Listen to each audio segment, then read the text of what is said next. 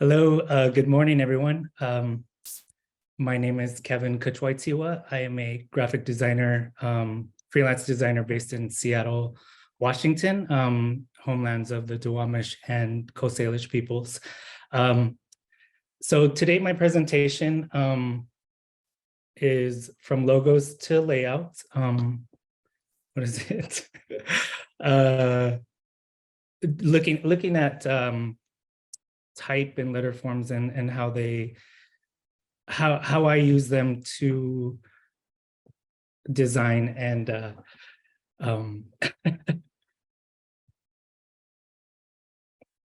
appreciate the Native Indigenous aesthetics. So please bear with me. I'm a little nervous. This is my first time doing something like this.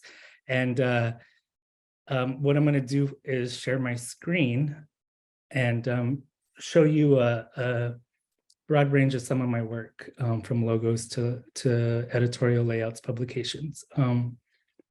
So just one second here. Okay, let's see.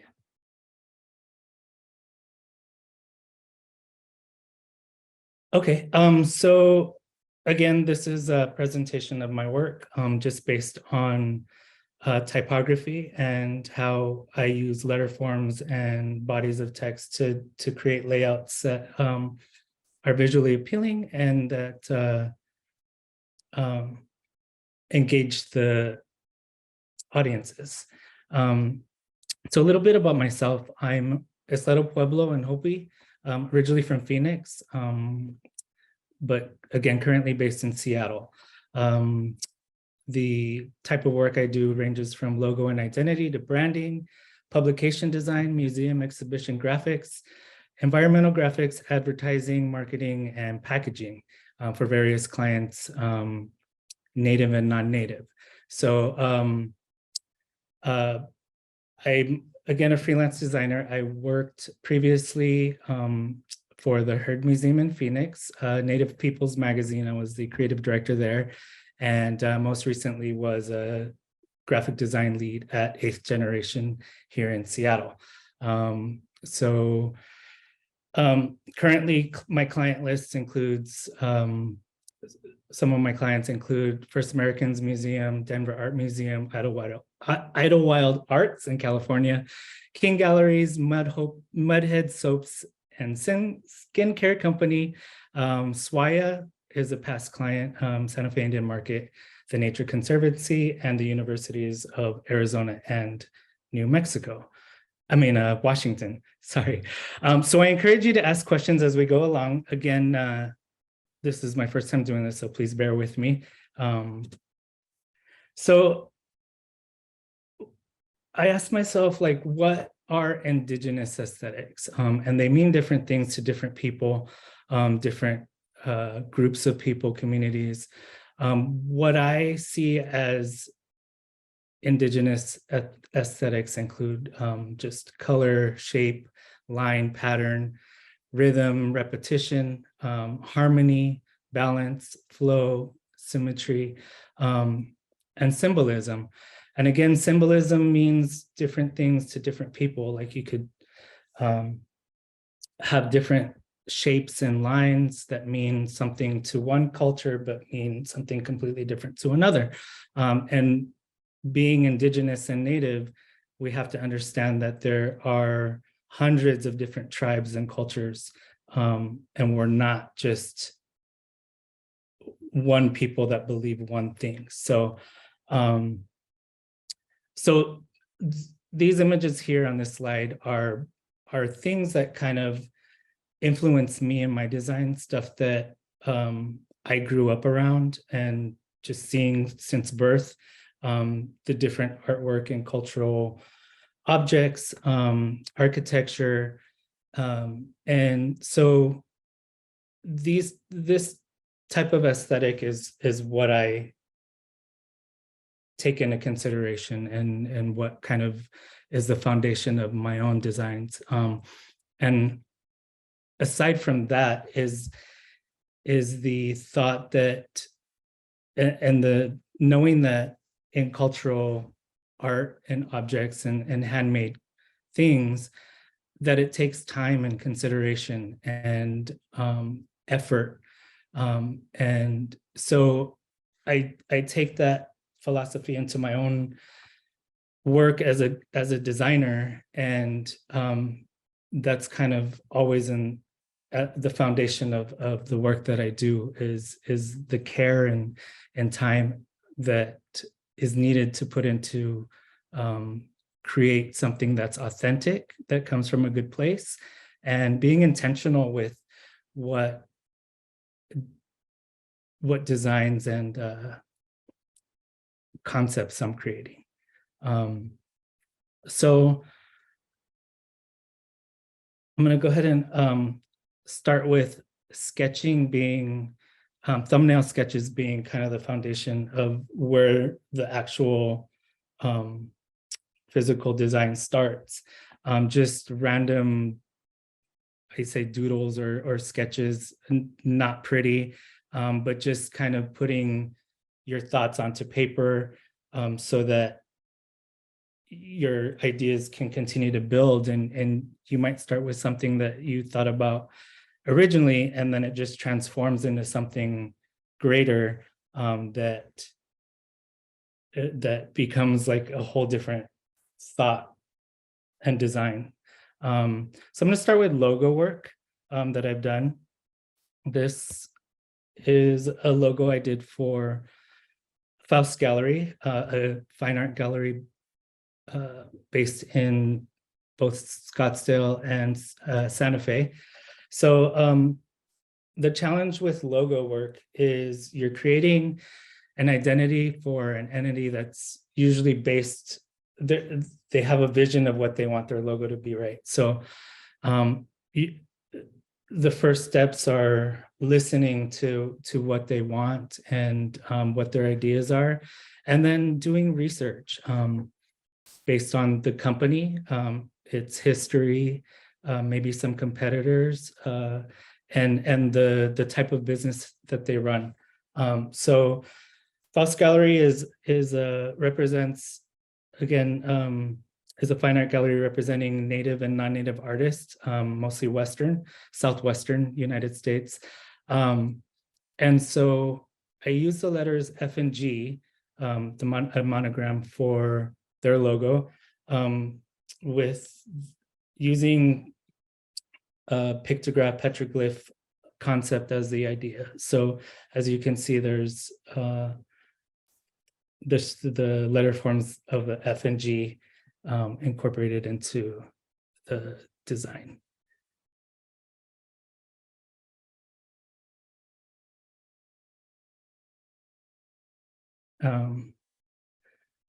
This is a logo for Red Note Incorporated. It's a company that originally was focused on marketing and PR work for Indigenous music.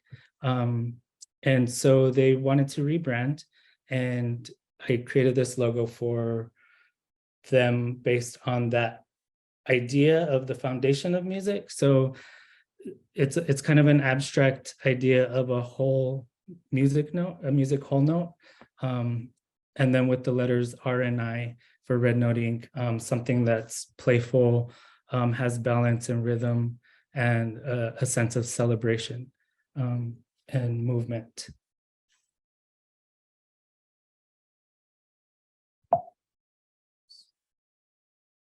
This is a recent logo I created for a company based in Spokane, Washington, called Kaufman and Associates Incorporated. They're a Nez Perce woman-owned consulting firm, and they provide, they work with public health, education, economic development, environmental causes, and they work with federal, tribal, state, and regional governments and associations. Anyway, so they wanted to rebrand their company, and so I worked with them to create a logo based on kind of the ideas that they had. And so I I provided about 5 concepts for them to review, and this is the one that they chose. And so as you can see, it's kind of like a mountain landscape with clean blue skies, but also incorporating a K and an A for Kaufman and Associates Incorporated.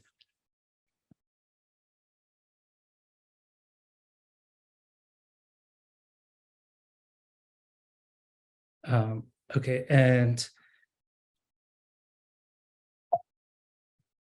here's another concept that I provided to them based on using the letter forms K, A, and I for Kaufman and Associates Incorporated.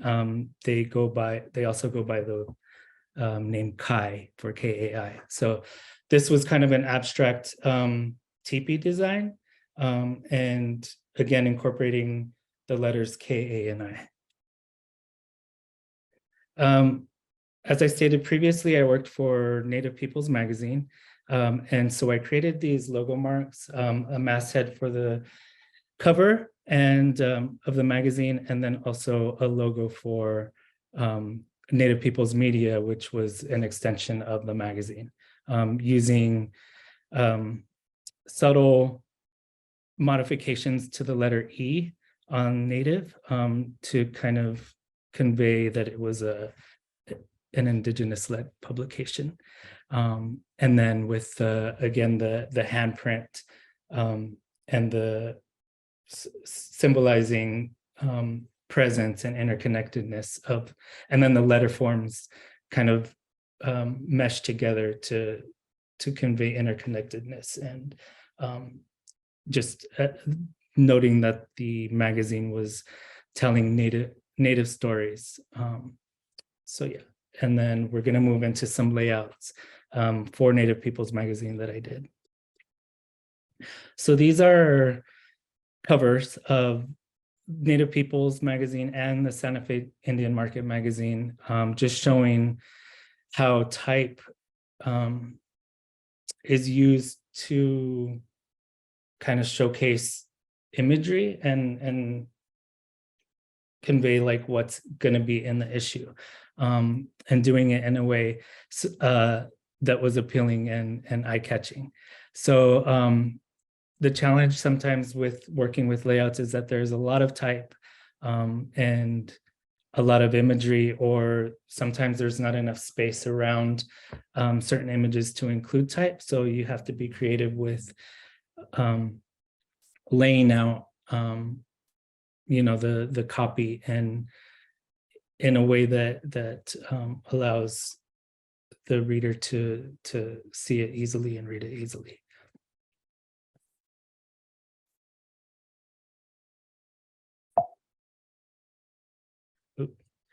So these are some layouts based on, from select issues of the magazine that I created. Again, using type to convey the message of what the article might be about. So like on the right-hand side, forming a paragraph of the intro text in an arrowhead shape that kind of speaks to medicine and health and strength and that. So yeah, this is another couple layouts, just showing the versatility of like on the left-hand side, using a serif font to speak to like fashion and high-end haute couture, and yeah, just beautiful native fashion designers. And then on the right, an example of sometimes you don't have a lot of imagery or photography to go with layouts or yeah, and so getting creative with letter forms and type to create something that's visually appealing for the reader, to engage them. So yeah, and then just a couple more of some stories, using type and color and lines to just give subtle hints to, the content being native. Yeah.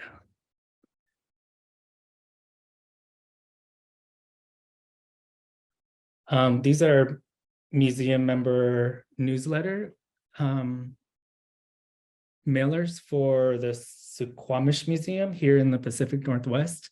I had the opportunity to work with them for several years on their mailers. These designs are just about building functional templates and grids so that you're able to work with, the content that they provide you, being versatile with, how you're going to lay the information out along with whatever type of imagery that they provide, and balancing that to showcase really the imagery so that, it catches the reader's eye. And the challenge to that is creating something that's clean and feels uncluttered, but also incorporates a lot of information.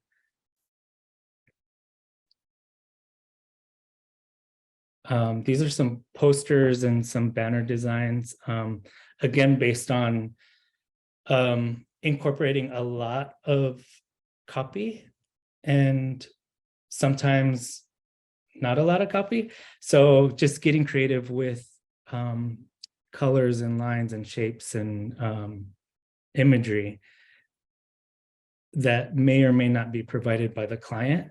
So like in the case of, on the right-hand side, the Idlewild Arts Native American Arts Program, they had quite a bit of copy and they wanted, names of a prominent artist to stick out. So, and then also along with information about the program and contact information, registration, stuff like that. And then also the same on the left-hand side with a powwow poster for the Red Circle Project, which was a part of the AIDS Project Los Angeles organization. So again, these examples are mainly about using primarily just type and subtle imagery, but not so much, not so many images in the layout. And then the two banners are for King Galleries, who showcase Pueblo and Native American pottery and art. And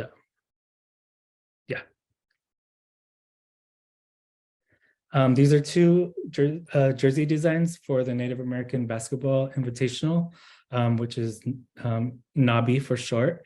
So I created these jersey designs for them. And I wanted to show these just because sometimes you have to deal with or work with existing branding and font choices that you may not necessarily choose or would have chosen.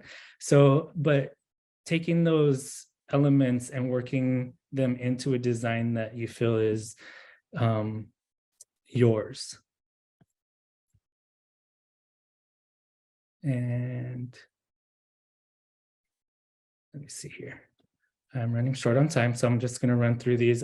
This is a personal project that I worked on in 2020 during the 2020 elections. And it's just wanting to try to encourage fellow Native people to vote. And so I created these letter forms based on just my ideas, and created various patterns with them. So this design is what I feel is like pretty versatile with what you can do with it, using, again, line, colors, and pattern to just create different looks.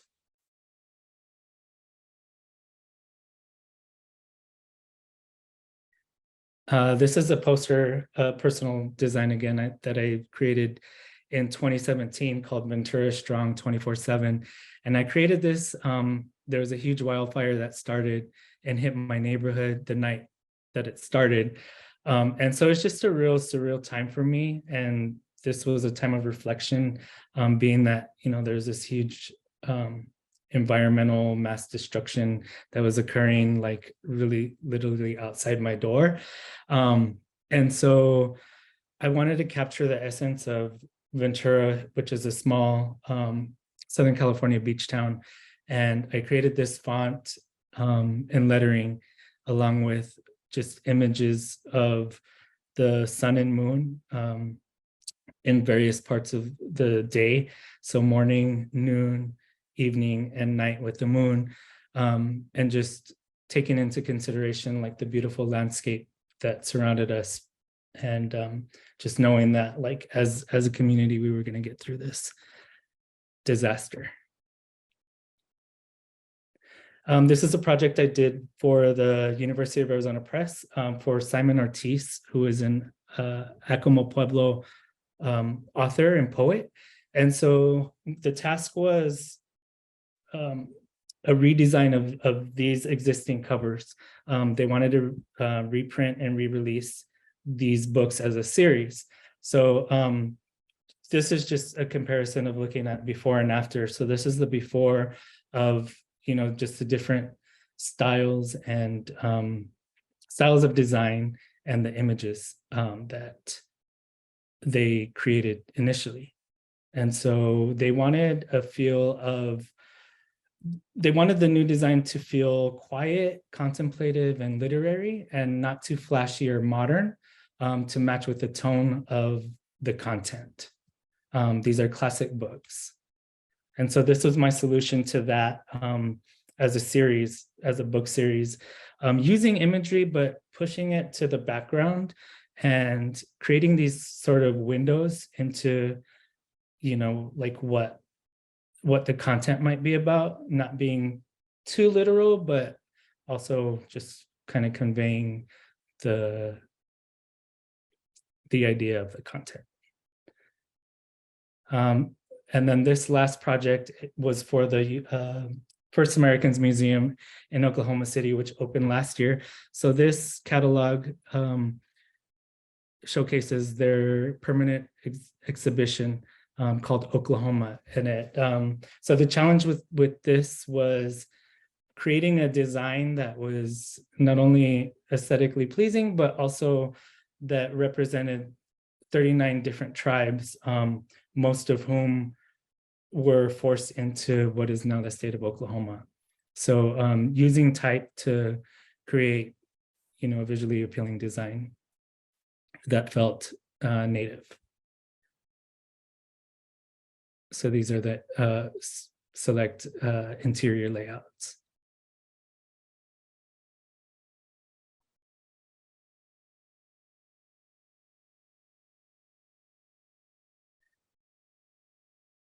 Okay, and thank you so much, everyone. I think my time is up. So yeah, thanks for listening in. Thank you so much to Type Directors Club, Neben, South Hall, for including me in this inaugural conference. I'm really honored to be here. If any of y'all have any questions, feel free to ask or reach out. Here's my information. You can reach me via Instagram or my website. I have a contact form there, but I'd love to hear from you guys. Again, thank you so much. I appreciate you and look forward to the rest of the conference. Congratulations, everyone.